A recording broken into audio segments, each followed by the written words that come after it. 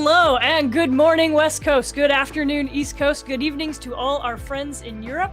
Welcome. I am Lane Nooney, and I'm a computer and video game historian in the Media Studies Department at NYU. I'm also one of the co-founders and managing editor of ROMchip, a journal of game histories, who is hosting today's talk. I shepherd that journal alongside my talented collaborators and co-editors, Henry Lowood, David Parisi, Soraya Murray, and Logan Brown. Say hey if you're in the chat. And I'm so excited to have everyone joining us here today for what is not just the latest in a series of Twitch talks that we host called ROMchip Presents, but is also the final event launching our annual fundraising season. So who are we and why do we need your money? I know we've got a lot of friends and fans in the audience who've heard me do this spiel a million times, but in case you are new to ROMchip, we are an open access, hybrid audience, online venue for the publication of game history. And what that means is that first, as a venue, we develop, solicit, edit, and publish work across a range of formats, from traditional peer-reviewed articles to interviews, oral histories, short essays, and translations, dealing with everything from video games, board games, analog games, sports, and play. Second, as an open access journal, we have no paywall, no advertising, no logins, no predatory publishing model. You don't ever have to pay anything to read the research published in ROMchip ever. And lastly, we call ourselves hybrid audience because we're creating a big tent around game history, a place where we can have rigorous historical engagement with as many people as possible who want to do that work. So as part of our mission, that you shouldn't need a PhD to be able to write for or read or interview for ROMchip.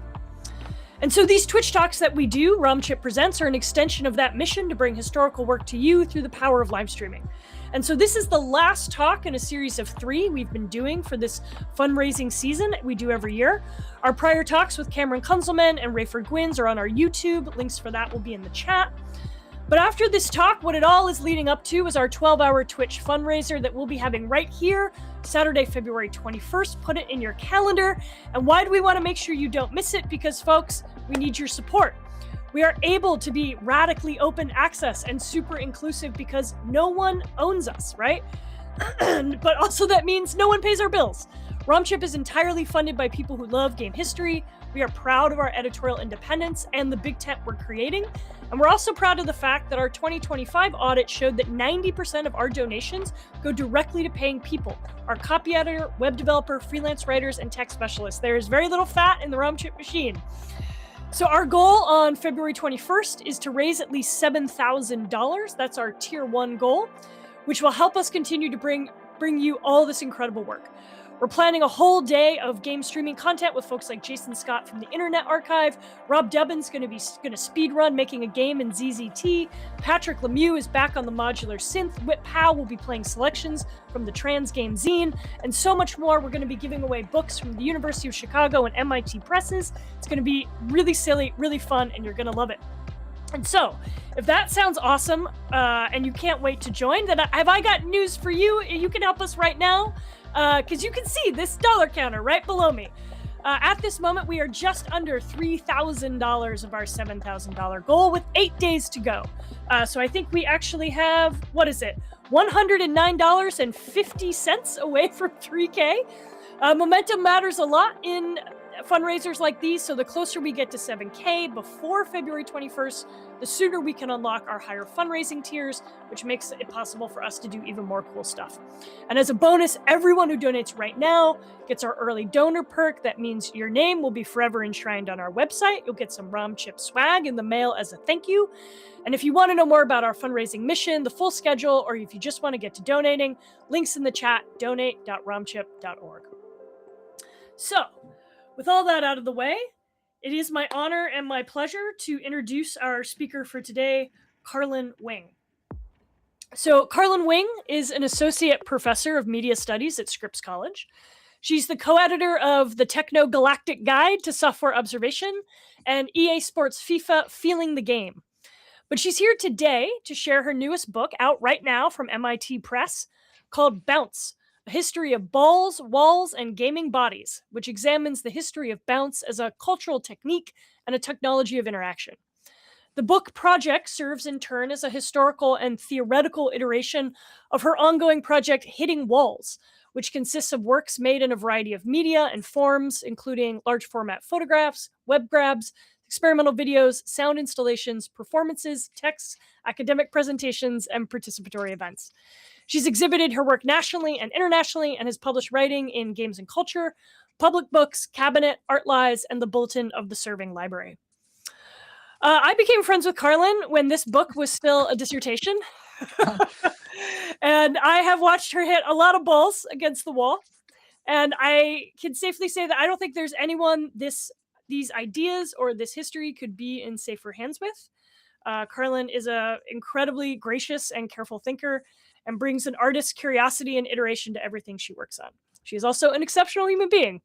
And so it is for all of these reasons and more that we are delighted to have you here at ROMchip today, Carlin. Thank you, and take it away. Thank you, Lane. I'm so happy to be here. So happy to be here with you all. Thank you for the invitation. As Lane said, they have witnessed the years and years and years and years of this project. So it's really exciting to be able to be here to share it with you all today, and particularly to be here at Lane's invitation. I am going to go ahead and share my screen, and I don't know if there's a way also for me to see the chat. Let me know. Not likely. Okay, that's fine. All right, here we go. Let me just go. Okay. Okay, so yeah, I really am thrilled to be here.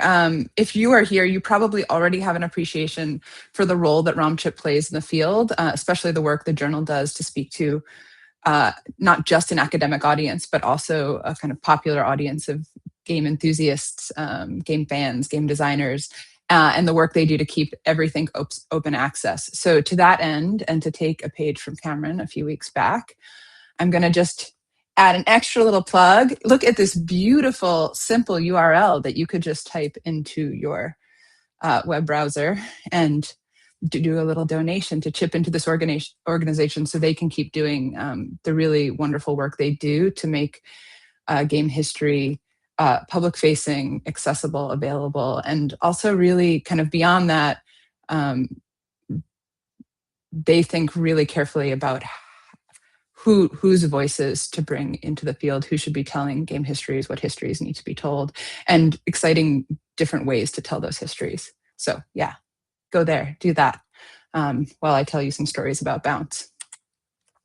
The plan for today is to, oh, that was really fast. The plan for today is to just tell you a little bit about the backstory of the book, where it and I come from, and how I think about Bounce in the broadest sense. Then, since this is a journal and talk series for folks who are interested in game histories, I'm going to walk through the structure of the book as a way to discuss the key concepts, and then also to kind of talk through my approach to history and in general, and game history in particular. And then we'll go a little closer into some of the examples, really the kind of opening and closing example from the Ping to Pong chapter. Time allowing, we'll see how I do. Yeah. All right, the backstory. Why is that doing that? Here we go. So I always feel like a bit of an odd duck in game history conversations because I arrived here via sport, a term that only very occasionally gets brought into the conversation in game history. So I think of the 8 pieces in ROMchip to date that even use the term, besides my short materials piece, Nick Taylor's lovely piece on kinesthetic masculinity as a prehistory of esports is the only other one that really takes up the history of athletics in relation to the history of electronic games. So this is something that I think my project, the book project, contributes to, and something that kind of I see as one of my contributions to the field. My path to game history started what was now a few lifetimes ago when I was a professional squash player. And as I was putting that life to bed, I decided I wanted to be an artist, and I started making art about sport. So the background of this slide is a large format photograph of the right side wall of a squash court marked up by the impacts of many black rubber squash balls. This photograph was the first work in what would become the Hitting Walls project. I made it in 2006. It's made with a 4x5 camera, and I held the shutter open for the duration of a single point. So the two players on the court, Mohammed Abbas of Egypt and James Willstrip of England, are playing in the Bear Stearns Tournament of Champions. It's 2 years before Bear Stearns will fold, which is kind of the harbinger of the 2008 financial crisis, and the tournament will go on under the sponsorship of J.P. Morgan, which bought Bear Stearns, I think, for $1 a share, although don't quote me on that. So Hitting Walls as a project was initially really tightly focused on squash. But over time, through promptings from various corners, including some of the folks who started this journal and who are here today, with questions like, why don't you talk about handball? Or have you thought about pong? And as I was having these conversations with people, it expanded the project from something that was kind of a cultural history of squash, interested in both the colonial history of the game and how the cultural form had spread around the world, and then kind of thinking that in parallel with the material history of rubber as a kind of material that emerges through that colonial moment as well. The project expanded both in terms of media and forms, from photography to video, sound, sculpture, performance, workshops, and in this case, in the case of this book, writing. And then it also expanded and shifted conceptually to include more and more instances of ball wall games, until I found myself in the middle of a media studies PhD thinking about bounce writ large as a very basic and common kind of interaction, one that plays a particularly outsized role in both electronic and non-electronic forms of play, game, and sports. And that turned out to be foundational to both the history of animation and the history of computer graphics. So the project got really, really large, and centered on, instead of being about a specific game or a specific sport, I took the approach of tracking an interaction across different cultural and historical contexts. And that's kind of method-wise something, I think it was an experiment. What happens if I track bounce instead of a person or a material or an invention? I wanted to show the kind of original photograph by Etienne Jules Murray that I used to make the cover of the book.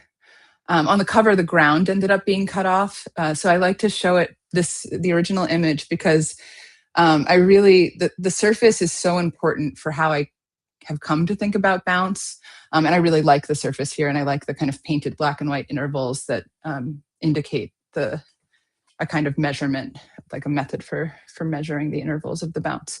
In some languages, the name for the surface the ball is thrown against translates simply as the bounce. And this was one of the things that came forward in the project, that while today we might associate bounce primarily with a ball, especially a rubber ball, really the surface, especially before rubber, the surface is seen as the originator of the movement. And even in any instance, the surface is really important to the production of bounce. So the definition I arrive at, bounce, which this kind of large general place that I landed at with this concept, is that bounce never belongs to a single object, surface, or environment. Instead, it's a property distributed amongst things, a common name for those kinds of interactions through which entities emerge with their respective shapes and speeds relatively intact, and with their identities provisionally and temporarily confirmed, which is to say, they survive.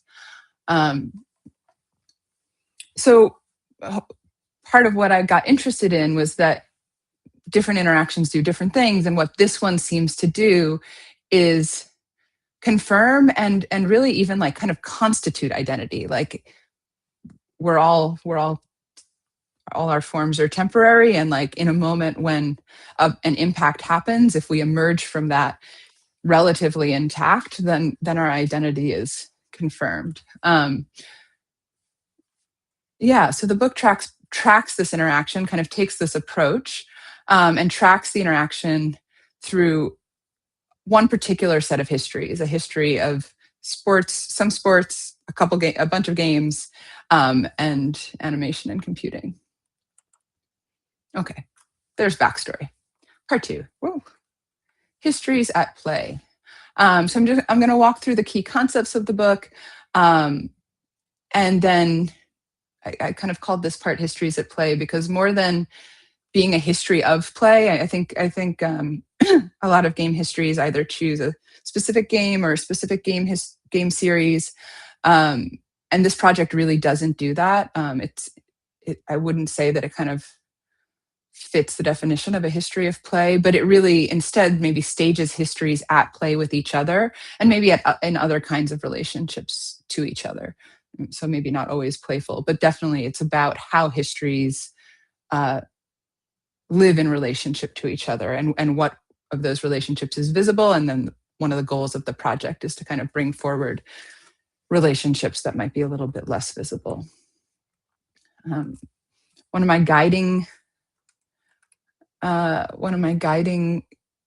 posts or kind of descriptions of how to do history comes from Susan Buck-Moore's lovely essay, Seeing Global History in a Communist Mode, where she writes, what I would like to propose is a different construction of history altogether, to cite the past as one might cite the stars, bringing elements of it together within constellations of meaning that relate to our own time as the vanishing point. I don't know that I did this, like that I kind of imagine that this book follows that method. I don't know that I was loyal to this, but it is something I return to and kind of take, and I do think that kind of notion of constellation of citing history, like citing the stars, is something that really informs the way I move through research and kind of bring together historical material. So for those who've been following along with these talks each week, the process of writing this book, as Lane alluded to, has been very different than the process of writing start to finish in 9 months that Ray described last week. It started as bits and pieces of writing related to artworks I was making for the Hitting Walls project back in 2009. Please no need to do the math on that. And since this is a game history crowd, the one thing I'll share from that now is that for most of the time I was working on the book as a book, the working title was Bounce, A History of Balls, Walls, and Gaming Bodies. And I made a specific choice at the last minute to take the word history out of the title, even though the project is deeply engaged with history and specifically with gathering together and skipping across many disparate histories. So I just want to kind of name that. I'm happy to talk more about that choice or any other aspect of the process if folks want in the Q&A. But for now, let's get more into the meat of the book. Rather than following a chronological structure, the book is organized into 3 parts. So it's structured as a to and fro. Each part contains, or another way to think of that, a to and fro or a serve and return. Each part contains a pair of chapters. First pair is Ricochet and True Bounce. The second is Squash and Stretch and From Ping to Pong. So Ricochet, I'm going to go through those in a minute. And then the third is Bounce, Feel, and Pock to Pock. So here we go. Ricochet and True Bounce. This is the to of the to and fro, or the serve of the serve and return. The first 2 chapters pair the early modern era and contemporary forms of the game of tennis. So I show how the early iteration of the game is a game of Ricochet, whereas after the vulcanization of rubber, a new version of the game emerges that really kind of more and more over the course of the 20th century pursues True Bounce. I'm going to assume most of the people here are not familiar with what a tennis court looks like. This is the Jeu de Paume court, the French name for the game, at Château de Fontainebleau. I took this during a site visit in 2013.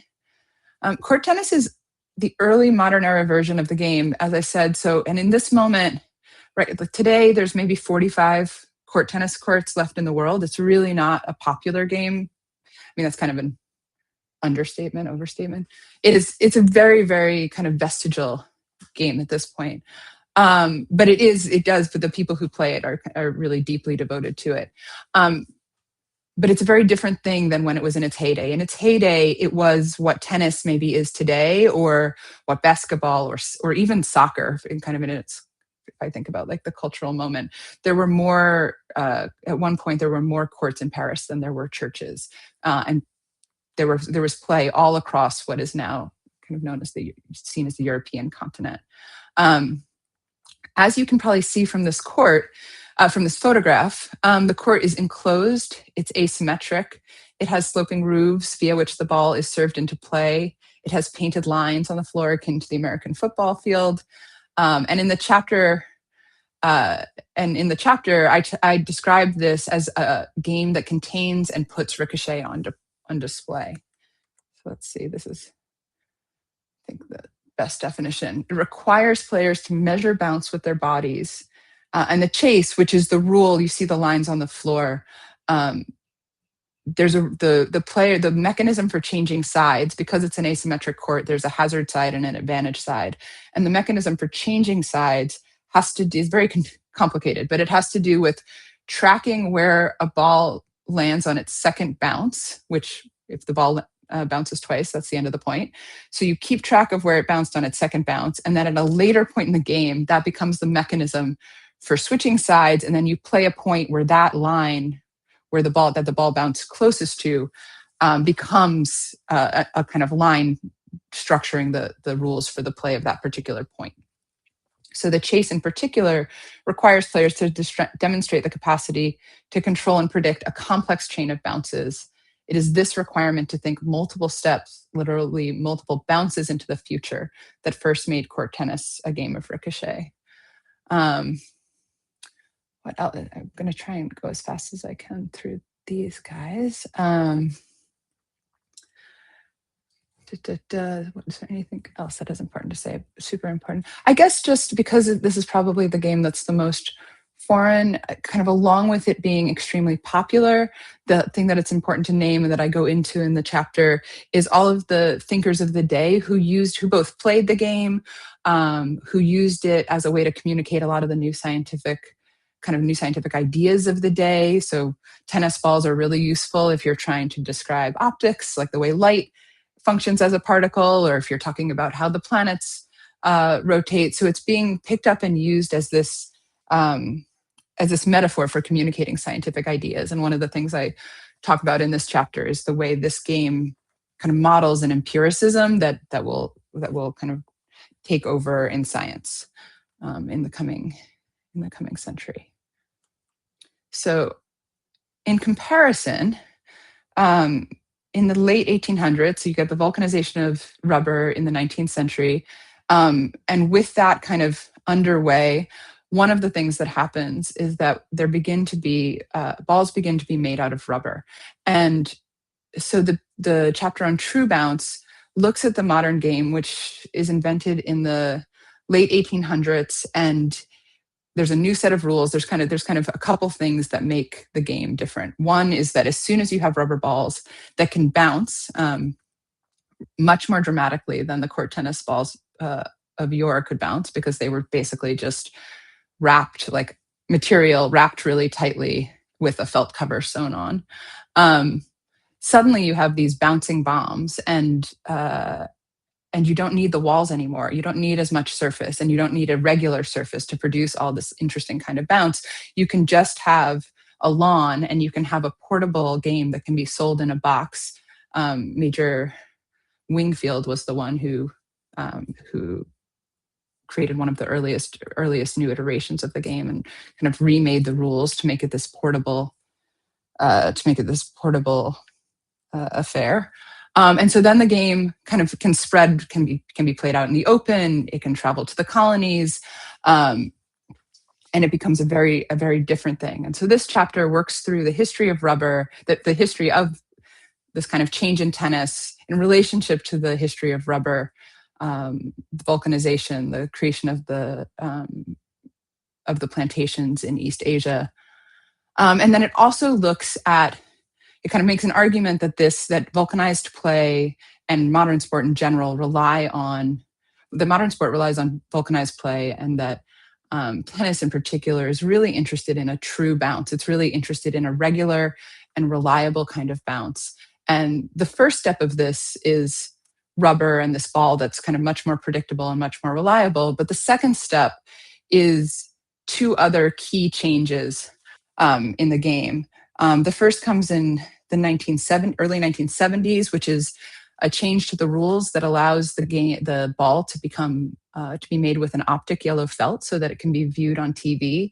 And so this is a chapter that kind of thinks through the history of television in relationship to the history of modern sport. And this is where, for game history people, or kind of people who are interested in how the non-electronic and electronic games are kind of, how that divide doesn't really maybe makes it hard for us to see the way the two kinds of things are integrated. Modern sport has depended on both broadcast television, and I think today it's very obvious they all kind of trade much more than that. They trade camera angles and uniform design, and it's graphics. So much stuff kind of goes back and forth between the world of video games and live broadcast sports. And so the other change, which is the image you're looking at here, is ball and line tracking technology, which is focused intensely on kind of producing a true result. Like, where did the ball land? We're going to have the absolute most objective answer to this question, but then it's done with animation.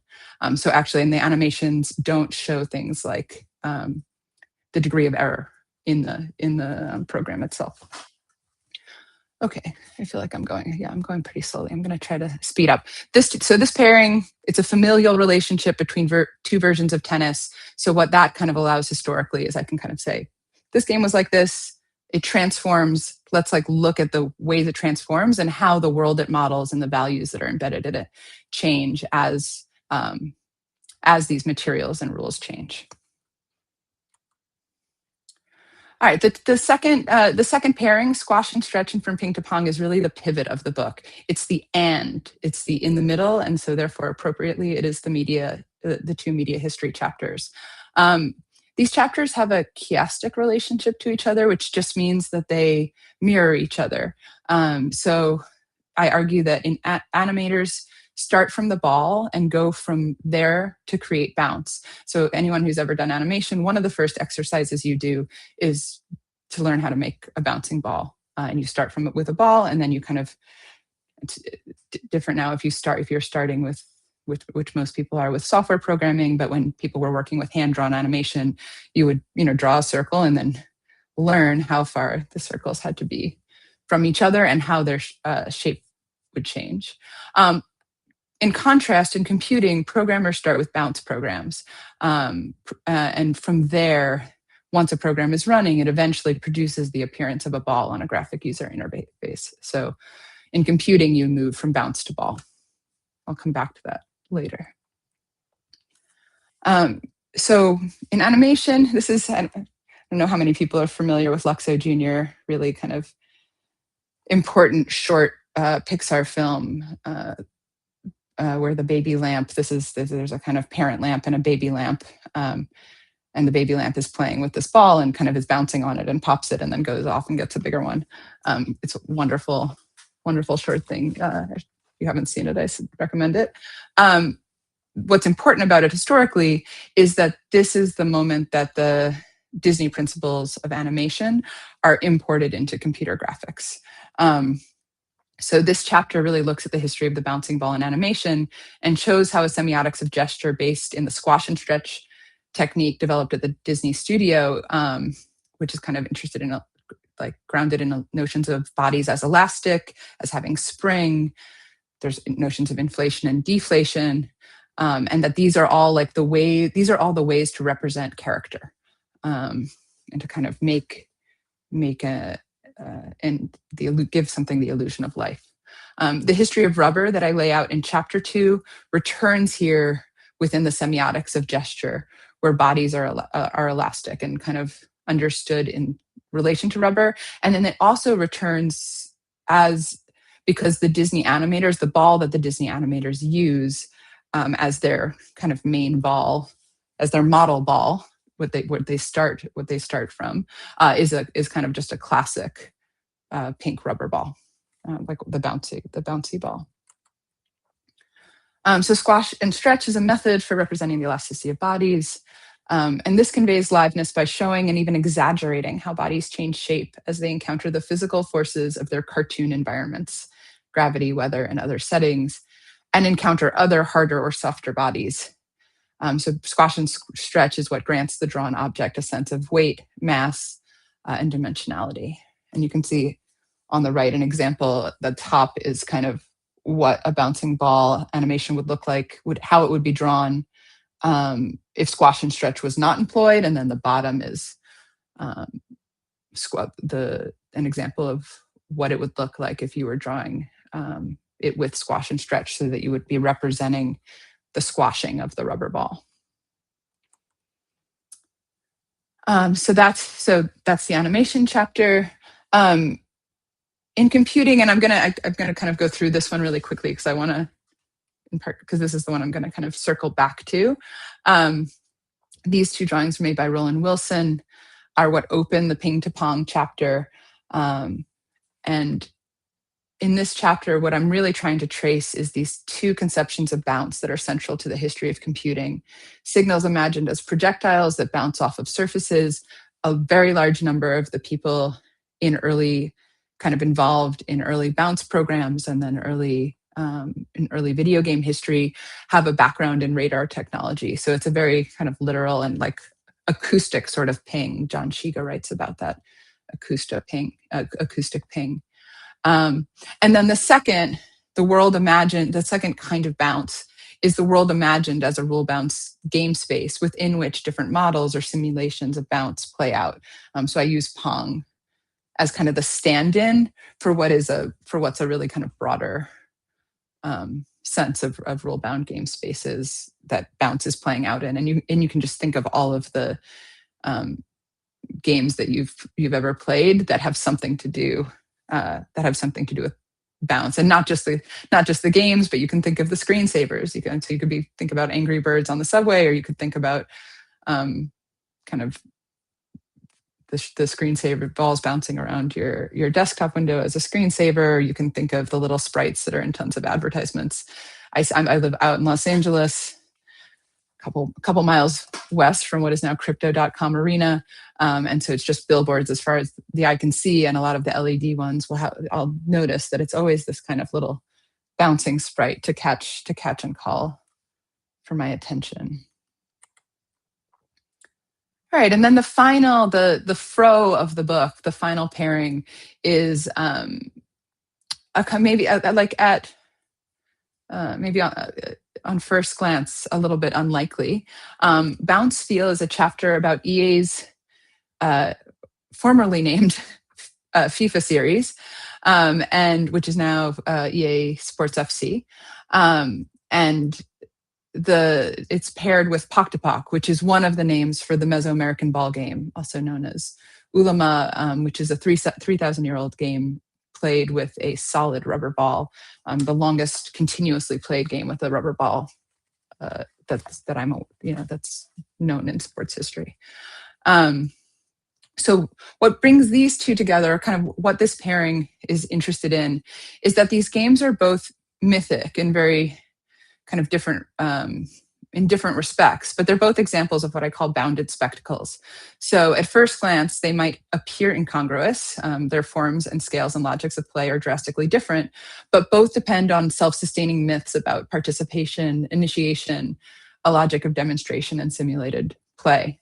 So whereas the myth of FIFA borrows from the larger game of soccer and the professional organization that it's named after, and it builds this spatial myth of global spectacle and global capitalism covering and claiming the world as its field of play. In contrast, the myth of ulama is temporal. So it counters the myths of capitalism and colonialism with claims of epic historical duration and cosmology. And you'll notice, there's a kind of wonderful irony in the fact that for all of FIFA's kind of totalizing claim on the world, and it is the most popular and most profitable sports video game to date, game series to date. But for all of that, like not even its name made it. Its name didn't even last long enough for Ray and Henry and I to get the edited volume out. So this is kind of interesting. I like this as someone interested in history who's never quite comfortable thinking of herself as a proper historian.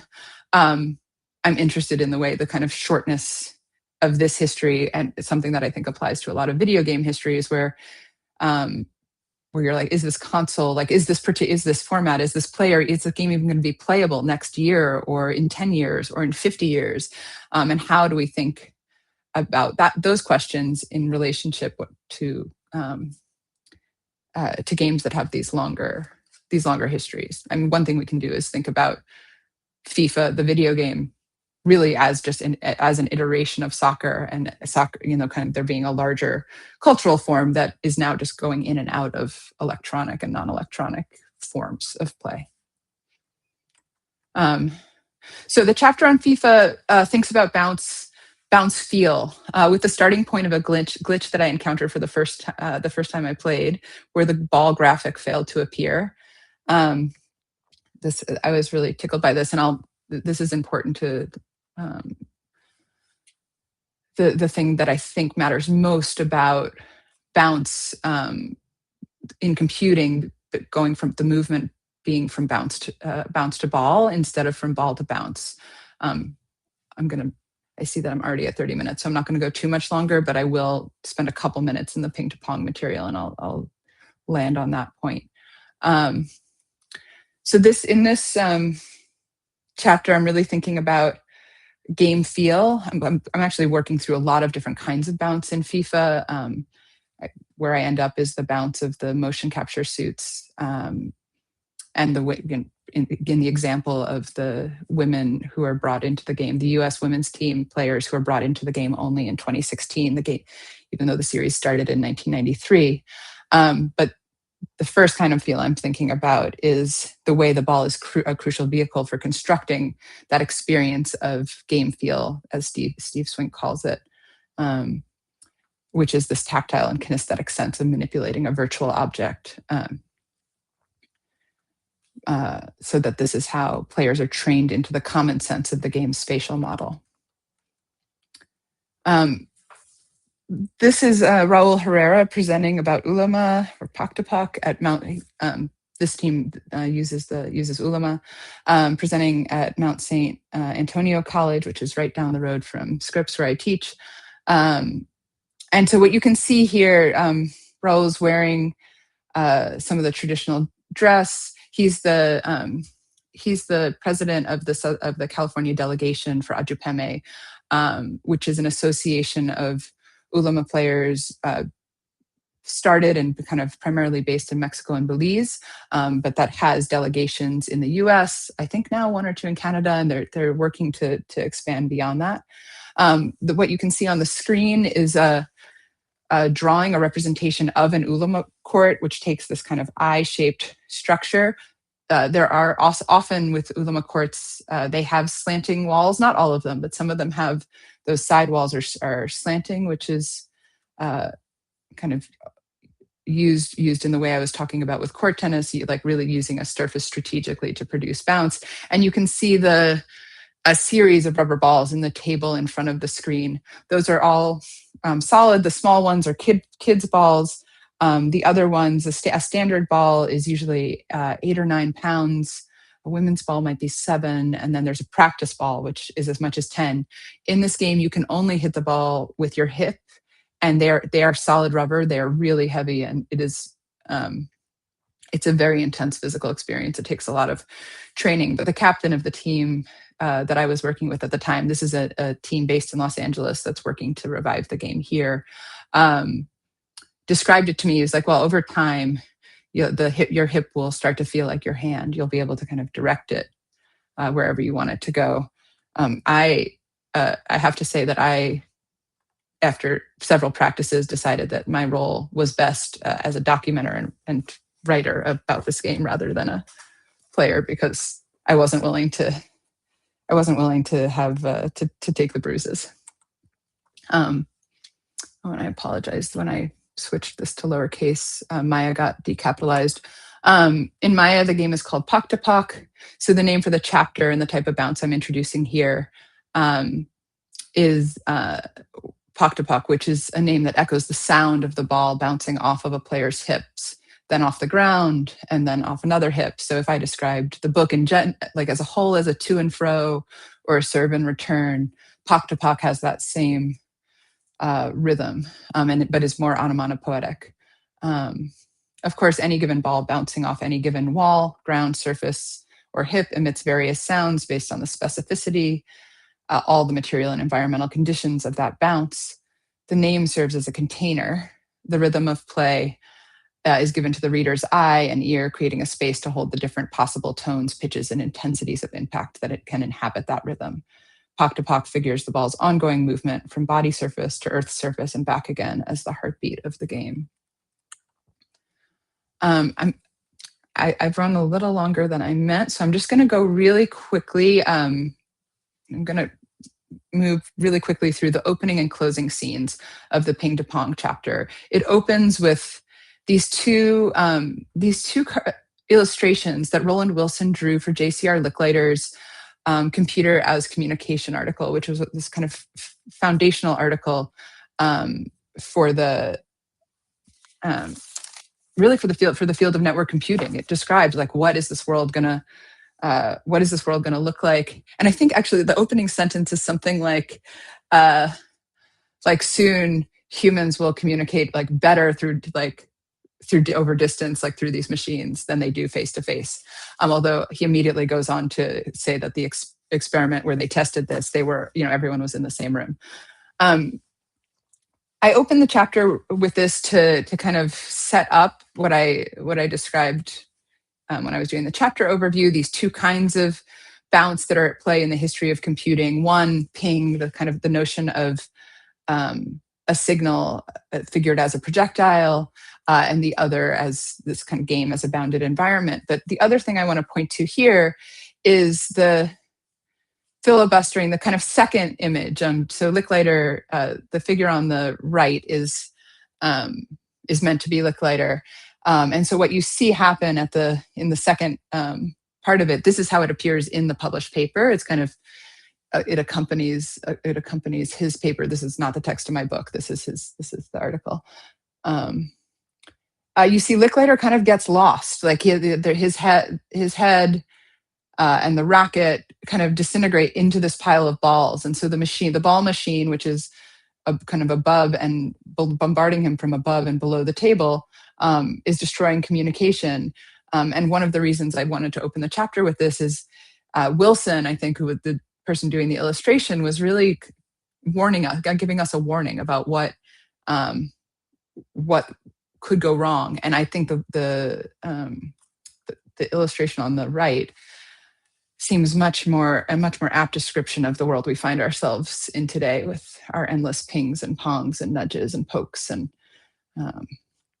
underhanded barrages. Although we'd need an image of another machine that's kind of sucking up all the pings we emit.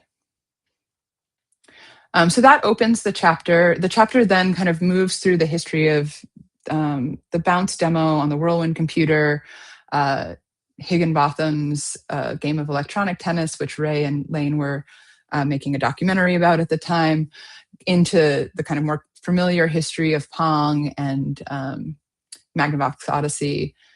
And then where it lands at the end is with a demonstration that Loren Carpenter and Rachel Carpenter presented at SIGGRAPH in 1991, which was a game of interactive Pong.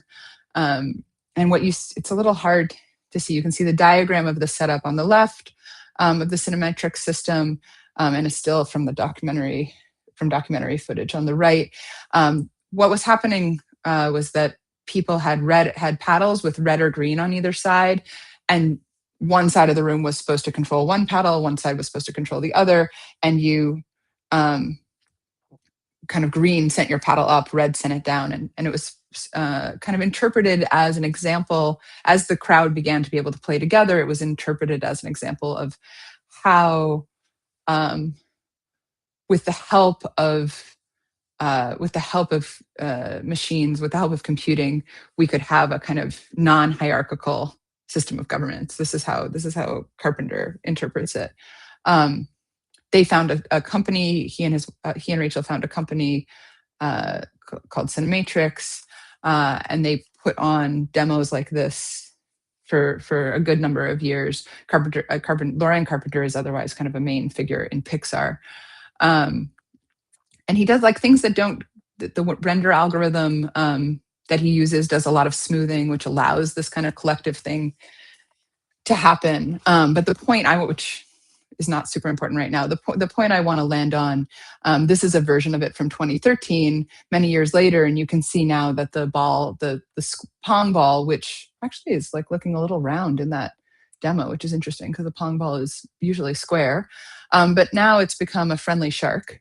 And one of the important things about the move from going from animators starting with ball and producing bounce to programmers starting from bounce and producing balls is that the relationship to what appears visually or sonically to the player of the ball graphic is somewhat arbitrary, and maybe even, as the example of the glitch in FIFA shows, unnecessary.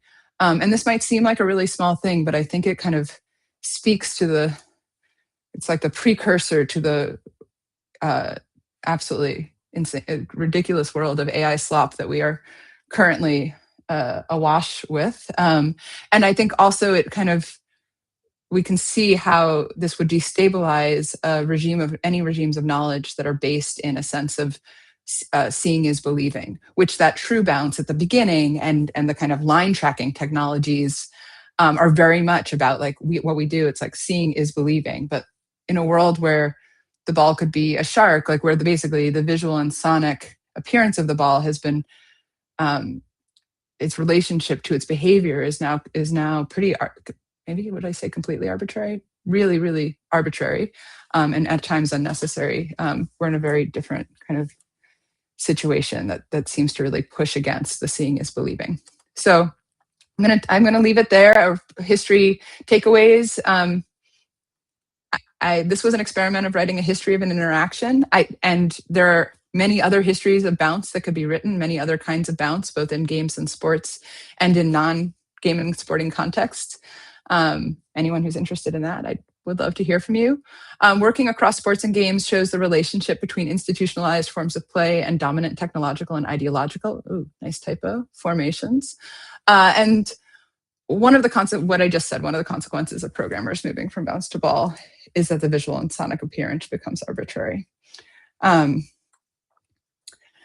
Yeah, so here's my little ball ellipsis of globe stress balls. This just seems appropriate to our current moment of global stress. Stress might be too light a word.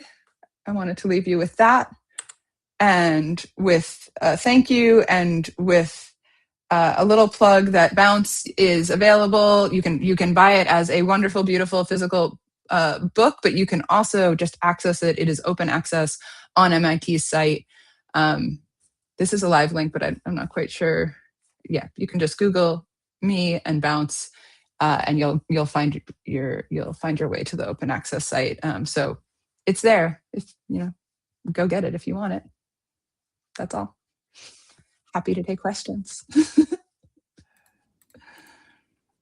All right. Hey there. I have a copy of the physical book, everybody, right here. And actually, the reason I have this is because this is one of the books that MIT sent us to give away during the fundraiser next Saturday. Ooh, so that's this if you stop by from 2 to 3 p.m. Eastern while Mike Rugnetta is playing Rise of the Dragon for the Sega CD, and you donate $20 or more, you too could own a physical copy of Bounce. It's a really nice book to hold too. I was like, damn, this book was longer than I thought it'd be. Good work. I mean, come on. Did you see? I don't know. Did you do the math? 2009, Lane. It doesn't mean the book will be long, right? It just means the ideas are dense. That was amazing. So, folks, throw questions in the chat. We've got some starting questions from Lucas Rizzoli in the chat. And the first one is, I'll do kind of both of them at the same time, but they asked, I wonder what, if anything, is made of the phenomena of a funny bounce. Mm. Why is the bounce funny, but not the entity making the prediction or the model or recreating the event? And then the second question was sort of in response to your final takeaway, which was kind of about what happens when we start with the ball rather than the bounce. And it was, I think, just a provocation of, isn't that also true in squash and stretch, where there's like an exaggeration of deformation exists to make the movement more coherent but less real? Like, is it right? Are these things more analogous than they might seem, maybe? Or could you just kind of mine into that distinction a little further? Yeah, sure. That's great. Those are great questions. So for the first one, yeah, thank you for that question. I wanted to put the dissertation title in this talk, and a friend was like, "No one needs to know that backstory." And the title. I also realized I called something? your book by the wrong title because I was reading it off your old website information from Scripps. Oh, that's hilarious! I didn't even catch that. Yeah.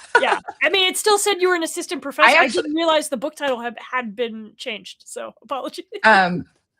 I actually like the history title better, but the dissertation title, to answer the question, was A Material Certainty of Sporting Chance. I was really interested in how sport creates chance. And yeah, so I think there's a lot, like when it's a ball, when it's a physical game, lots of things can produce, like you can have a ball. If a ball is not kind of like perfectly spherical, it will be funny or off, like the problem, or if it's weighted funny, right? But a lot of the architecture in court tennis, that's meant to produce the ricochet. The ball is like supposed to be fairly regular. It just isn't lively because it doesn't have rubber yet. So there's the lucky bounce. I think there's the funny bounce, which I'm reading that as bad bounce. But there's also like the lucky bounce, which is just a different version of the bad bounce. And really none of them, they're all like, all bounces are true because all bounces just reflect the conditions of the object and the environment that it meets. Like that's what I think a true bounce is. It's just the kind of reflection. It just is what happened in the world. What happens when you move into both animation, as you point out, and computing differently is that both create their own physics. So actually in computing, it's a job to create chance. It's a job to create the bad bounce. Like it takes work.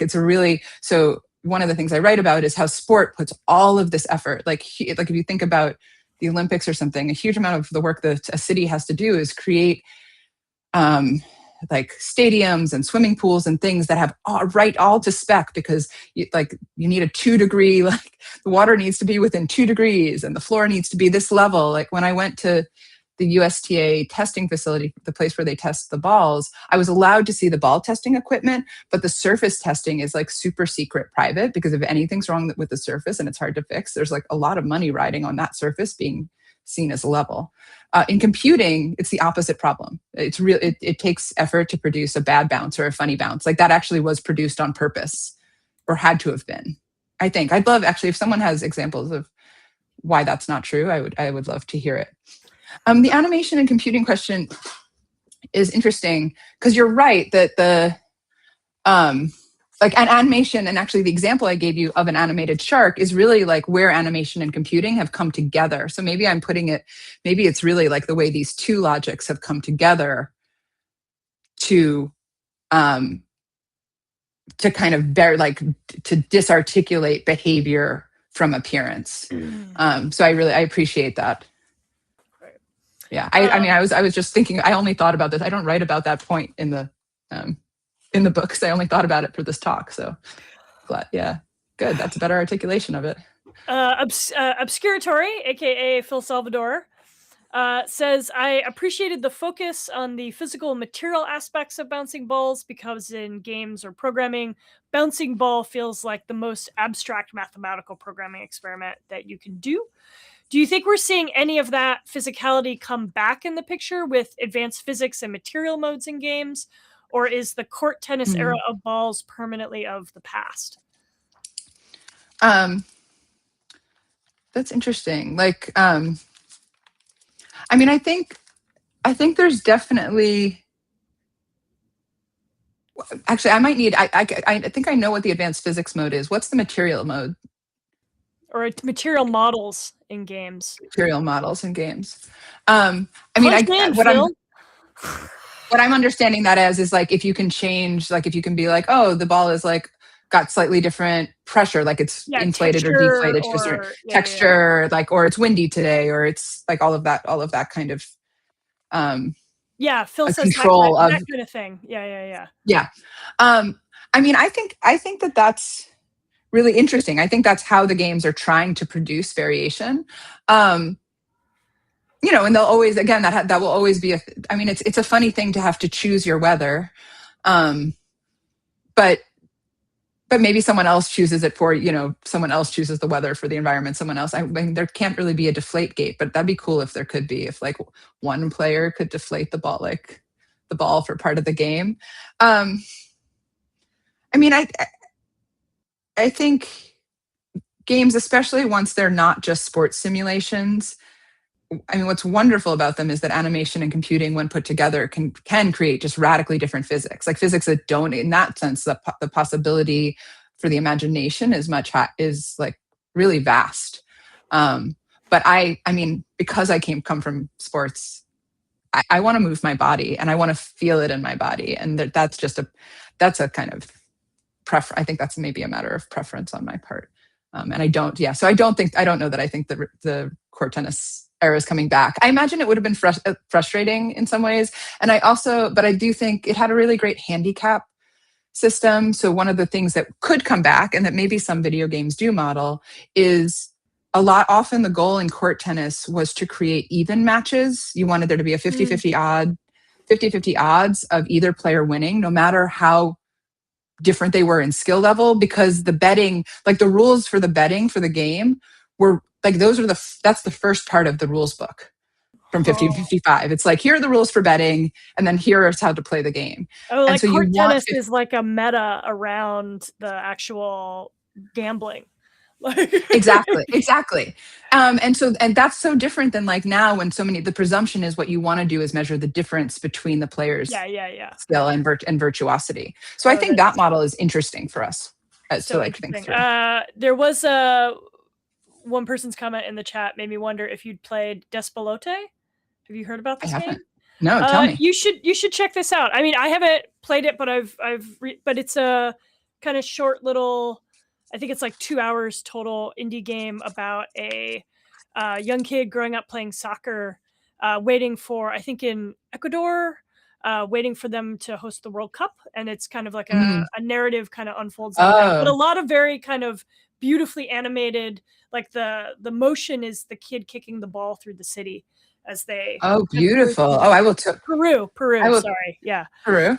Yeah. I will totally go play that, especially because I'm thinking a lot right now. The World Cup is about to be here in Los Angeles, with all, with ice and everything else attendant, what's already really been going on with this city. Oh, no, I was right the first time. Ecuador. Okay. It doesn't matter. You'll figure it out. Despelote. That's just that game. But I think there's a lot of people here thinking about what that kind of spectacle does to a city. And how we can kind of present alternative and counter visions.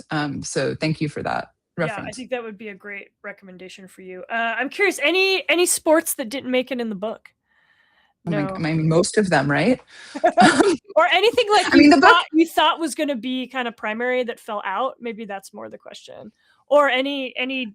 I mean, in the moment when it was the history of balls, walls, and gaming bodies, there was a very beautiful book proposal that I wrote that had 6 parts, and each part had 3 chapters. So there were 18 chapters instead of. What, Carlin? That phase. Did you not know about this?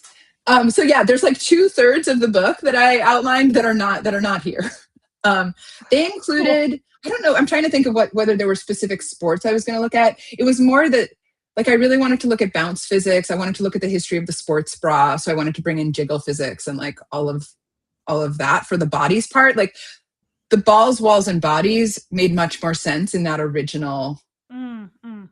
Maybe it was actually that there were 3 parts and 6 chapters in each. That makes more, because it was balls, walls, and bodies. So there would have been more of a thing on squash that would have talked about the glass court. That would have been in the walls section. I would have dealt with walls a little bit more, like the materiality of walls more directly. I'm trying to remember if there was but I was still kind of mostly within the realm of court games, and those I kind of like expand it to field. And definitely people are like, why not basketball? Oh, handball is in the book. I didn't talk about it today, but handball is an important part of the ulama chapter. Mm-hmm. And maybe I would have talked more about kind of soccer outside of the context of the video game. Yeah. Well, my last question would be, what's next? Oh goodness. A break? Hanging out with my 2-year-old. Yeah, what do you want to think about next? I think the thing I'm really interested in, like the core interest, is in movement, time, embodiment, and embodiment gesture. So I don't know how much games and sports will stay. There's things like the Brain Learning Animation Lab at Hopkins has a really cool kind of way they hire animators from MICA, or they were a bunch of years ago, to design games for stroke victims to work with. And like it's like dolphins catching things. So I really would like to be able to kind of dig into that history. And I for a long time thought I would go from bounce to break, and that I would do some kind of intellectual history of the notion of the body keeps the score. I do think a lot of people, but I think actually there's some amazing people who've been doing that work. So I think while I was like slow turtling this project, I might be able to just read other people's wonderful books on this. But I do think the next project will kind of think about kinds of rehabilitation and definitely like forms of repair that will take up those kinds of questions. Amazing. Carlin, thank you so much for being here. I'm Thanks for having me. Wrap this up. If you love today's talk and you believe in what ROMchip is doing, here's what you can do. You can head to donate.romchip.org. I'm going to put in the chat right now. You're going to watch me write it. Thank you to those of you who've already donated and gotten that little donation bar moving upward. Every gift, no matter the size, brings us closer to our goals to keep ROMchip open access, independent, and awesome. Early donors get swag. Second, don't forget, mark your calendar for next Saturday for our all-day Twitch fundraiser on February 21st. You can subscribe to our newsletter. I'm also going to put that in the chat. Subscribe to our Twitch so you'll get notices. Subscribe to all our shit. That's what I'm going to say, okay? Thank you, everyone, for showing up. We'll see you on the fundraiser, and hopefully I'll still have my sanity by the time it's over. All right, thanks, everybody. Good night and good game.